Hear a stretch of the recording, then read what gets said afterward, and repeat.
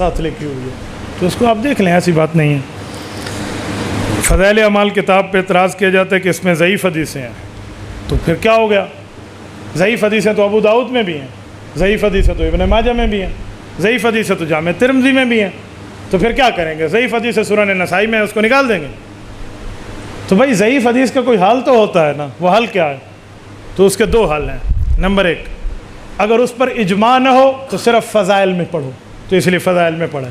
اگر اس پہ اجماع ہو جائے تو اس کا بھی حل ہے، یحکم للحدیث بالصحۃ اذا تلقاہ الناس بالقبول وان لم یکن لہ اسناد صحیح۔ تدریب الراوی میں امام جلال الدین سیوطی فرماتے ہیں حدیث ضعیف و امت کا اجماع ہو جائے تو اس سے عقائد کے معاملے میں بھی تائید لی جا سکتی ہے۔ اور امام ابن عبد البر مالکی کی کتاب ہے، وہ کہتے ہیں اگر حدیث صحیح ہو تو ٹھیک ہے، ضعیف ہو امت مان لے تو اس کو صحت کا درجہ مل جاتا ہے۔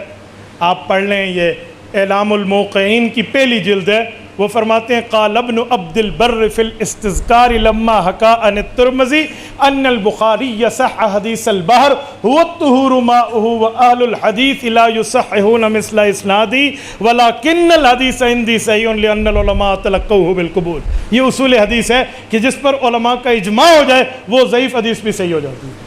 تو ضعیف حدیث کا حل بھی ہے، اور حدیث ضعیف نہیں ہوتی سند ضعیف ہے، دوسری صحیح سند مل جاتی ہے تو یکوی بازو بازا، بھئی یہاں سے تھوڑی سی دیوار کریک ہو جائے تو اسے دوبارہ پلسٹر کر دیں، اتنی سی تو بات ہوتی ہے بھائی۔ تو ضعیف حدیث کا جواب بھی علماء کو پتہ ہے نا۔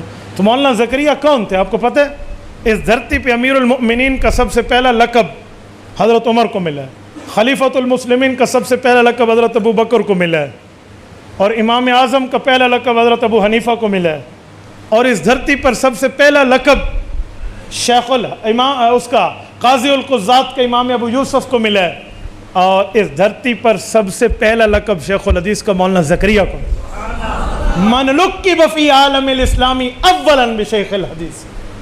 تو یہ بندہ حدیث کو ماہر ہے، حدیث کو جانتا ہے، اور میں کیا کہوں، اللہ آپ کو مدینہ منورہ لے جائے، اللہ آپ کی برکت سے ہمیں بھی لے جائے۔